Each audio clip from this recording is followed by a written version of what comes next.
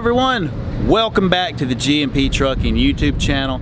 I'm Trucker Jim, and today I'm coming to you from Thermo King, which is a provider of APUs that are used on almost all of our G&P tractors. But instead of me telling you about APUs, we're gonna get an expert to do it here today. Let me introduce you to Todd from Thermo King. How we doing? I'm Todd Yancey with Thermo King. I'm sales manager here with Thermo King Columbia. Us and G&P have had a strong relationship over the last 14 years with running our tri-pack. This is it. Y'all use the closed loop cooling system so we don't tie into the engine. You got your condenser on the back, your dryer. You have your hose that run to the batteries and for the air conditioning on the inside. This here's your heater exhaust for your D2 S-bar heater, which is located in the side box over here. One good thing to always know about this heater, you do not want to set a lot of things, anything heavy on top, because it actually pushes the plastic down and burns up the motor. And we do good here by not keeping this blocked, because that can stop the heater from working. So all this is good. So that's the outside of the truck, and the inside where the heater's at.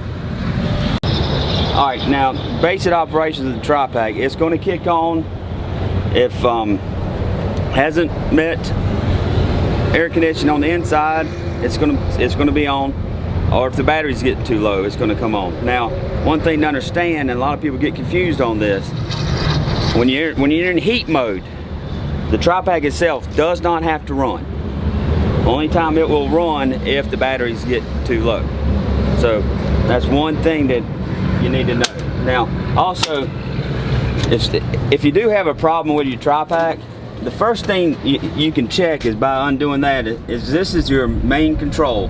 It needs to be in this position. This is the on position. This is the off. If you see it in this, let's turn it on and try it again before you have to take it to any shops or y'all's shops or anything like that. We see that happen a lot. And I don't know if people play jokes or whatever and know what they're doing at truck stops and go cut it off. You know, I don't know why it would be off, unless it's, you know, unless it got serviced and they didn't cut it back on. That's sometimes that happens. Another good thing about the tri-pack is if you have a refrigerator in there, or you know, any kind of power source, and you're going to take your time off, you know, 1 or 2 days, you can leave the tri-pack on, and in a moment I'll show you inside how to put it in battery mode where the air conditioning or the heat will come on. It's just watching the batteries.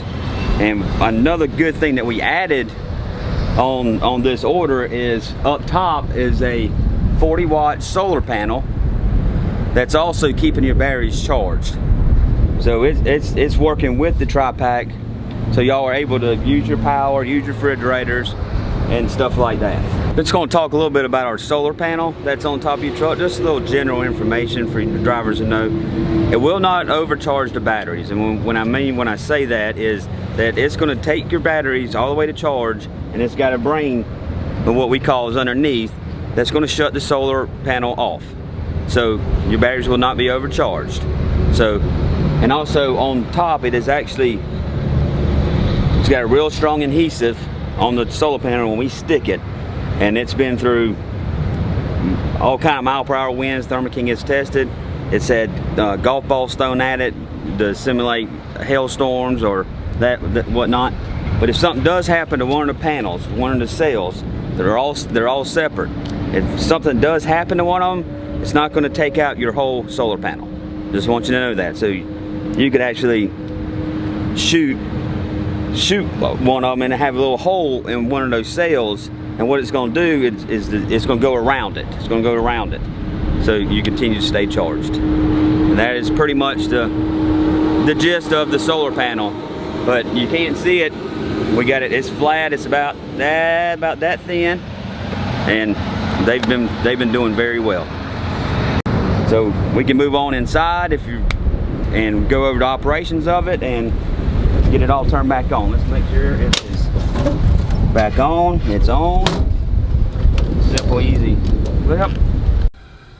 All right, guys, we are here inside the bunk. All right, we have stopped for the night or day, whenever you gotta take your time. You cut your truck off, you just come back here, you just hold that down.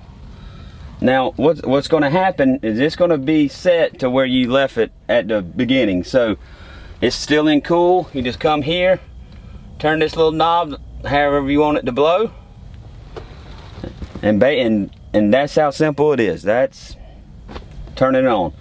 And then you'll hear a buzzing, and then you'll start to hear the airflow. There it goes. And you'll hear the little warning buzz on the tri-pack. Now, what's that telling you is that the tri-pack's about to fire up. So it will come on now.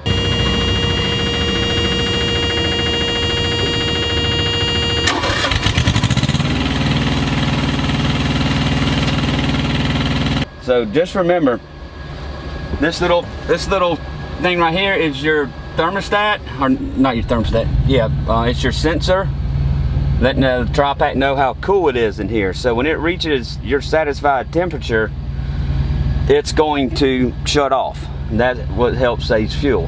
And then when temperature gets up, tri-pack can come back on, so with the air conditioning. Now, if you got it on full blast, depending on where you're at in the country, if it's real hot, it might not shut off.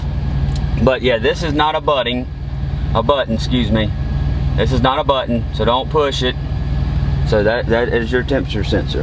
Heat, that's your fan, that's your heat all the way on the other side. With all the arrows going up, that is your heat. So now you're in heat. Now you just change it however you want it.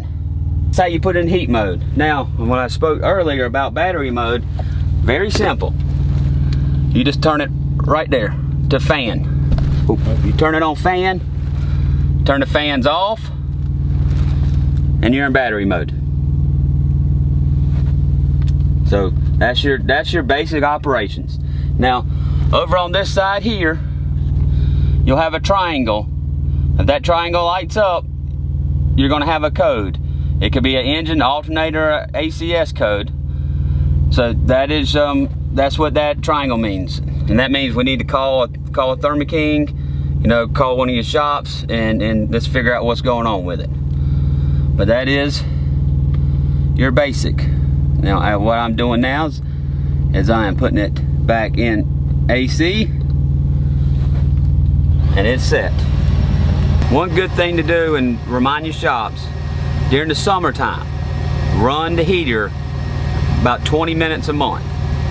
Okay, now I know it's gonna be hot, so what you can do is just take a cold rag and put it up under there, and just run your heater 20 minutes a month. Even if you can't go to your shop, if you got a truck at the house, and what that does, it just cleans that heater out. Cleans so the fuel don't gel and get all gunky in there, then we're having to rebuild the heater. So if you're running 20 minutes a month in the summertime, it's a big difference. It's a big difference. So that's all I got. I want to thank G&P for being such a great customer, and hopefully we continue to work together and keep your drivers happy, comfortable, and we'll save some fuel. Thank you.